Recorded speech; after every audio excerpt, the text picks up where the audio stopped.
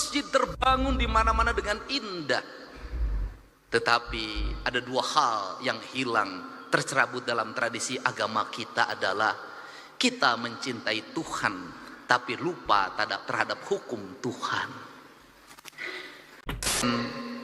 Yang kontroversial pada saya jadi bupati mau nemenin saya, dan saya angkat waktu itu menjadi tim kebangsaan. Profesor nih ada sekarang jadi pengurus.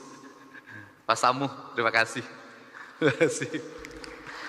Dan ada guru saya waktu SMA, guru agama, saya sempat dilempar pakai batu karena rambut saya gondrong. Gondrong. Itu Pak Anang sekarang jadi ketua Baznas. Tadi suntangan sama saya, jangan, saya bilang guru. Jadi ini orang-orang yang saya kenal. Dan kita tidak akan bisa berkumpul di sini kalau tidak diizinkan oleh jajaran IPDN.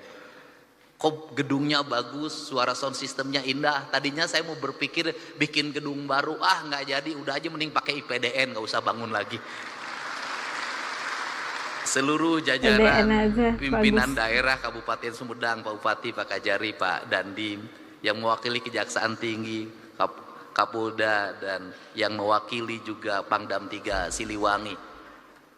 Ini Gus Muafik ini, Kak Kuarnas, ini mitra saya waktu Komisi 4, Kepala Bulog. Dan saya ingat betul kenangan yang ada, saya ada di channel saya, Pak. Bapak ngasih uang pada anak yang jualan yang saya bawa dari Subang, Pak, ke gedung DPR. Saya ingat. Dan yang paling utama ini ada turunan Galuh yang support saya terus-terusan. Kang Dede Yusuf, Macan Effendi. Mudah-mudahan macannya ada lagi, Pak, karena sekarang macan mulai kehilangan hutannya. Macannya ada lagi, harap-harapannya ya. Semua yang hadir, saya mohon maaf kalau tidak bisa menyebutkan satu persatu Ketua PGRI Jawa Barat. 1 miliarnya nanti kita akan bawa lagi ke Sumatera. Dan kita nggak usah membeli makanan dari sini, nggak usah beli beras dari sini. Kita bawa uang, Pak. Karena yang diperlukan oleh pengungsi hari ini adalah uang. Toko sudah mulai buka, warung sudah mulai buka. Yang tidak punya adalah mereka uang. Kalau mereka makan mie tiap hari terus juga kasihan juga. Nanti kita bawa uang dibagikan agar ekonominya muter. Cara saya menyikapi sesuatu pakai kitab. Kitabnya itu ada dalam pikiran dan perasaan saya.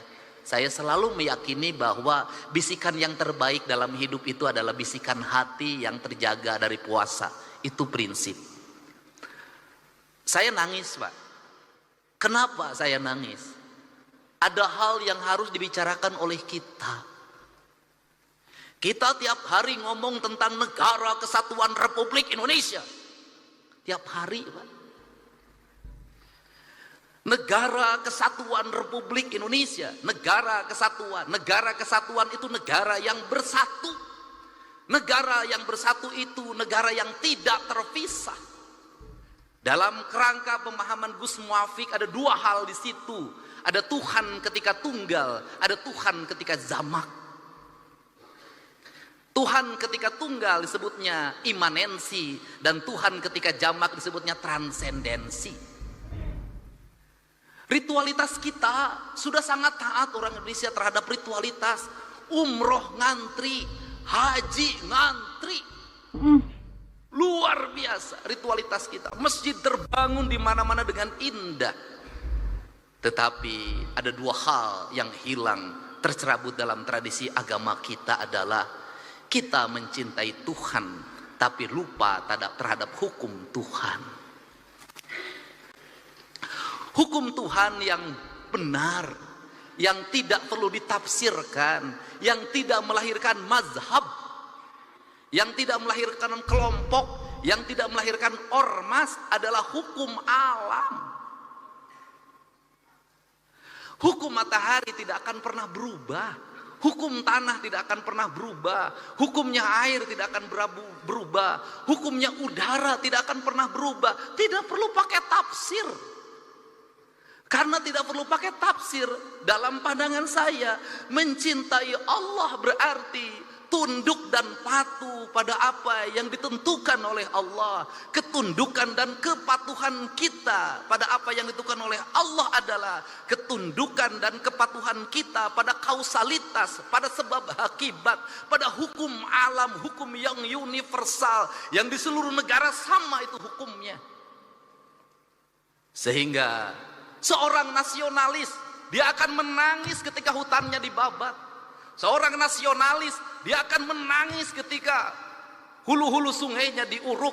Seorang nasionalis, dia akan menangis ketika mata airnya makin mengering.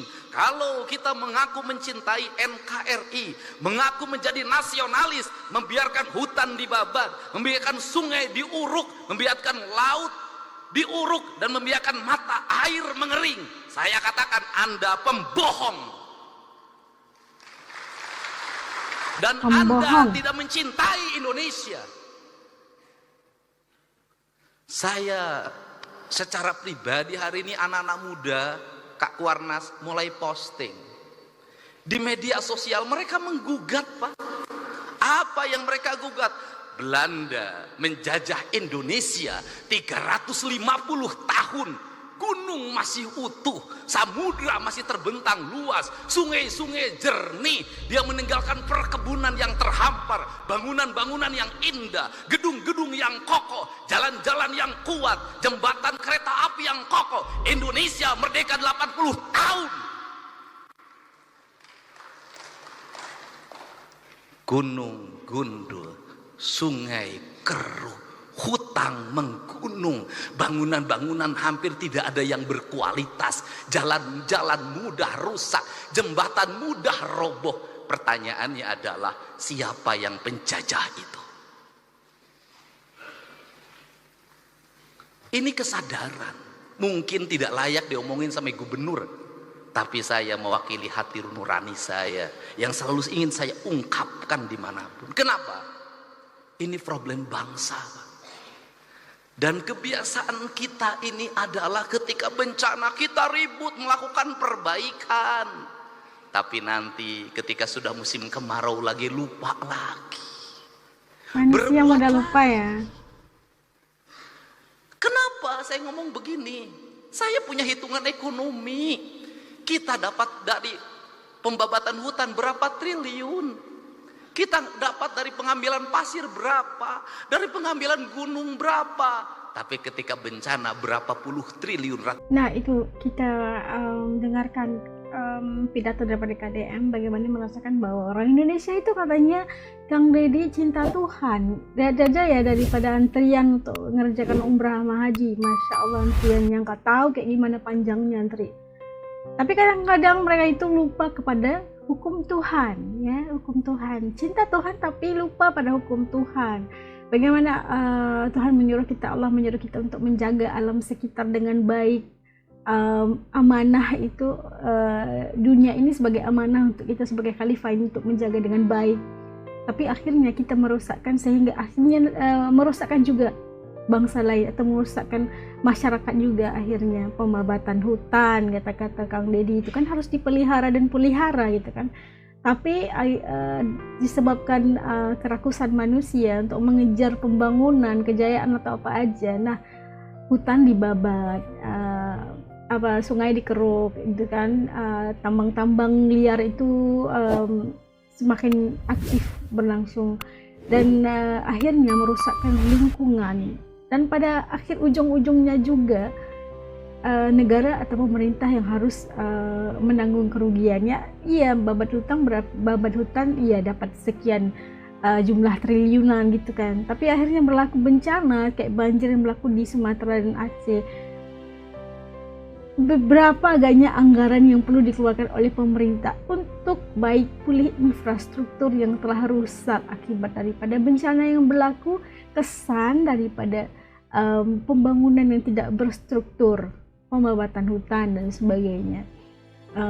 Bagaimana amanah Allah Subhanahu wa taala untuk menjaga alam itu adalah sebahagian daripada hukum yang perlu kita laksanakan sebagai khalifah.